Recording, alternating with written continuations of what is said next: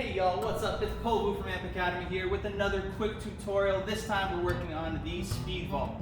Speed vault is very similar to the safety vault. The only difference is you're not putting your foot down on top. So what you're going to do is you're going to put one hand on top of the block and jump off the same leg, that is that arm that's being put down.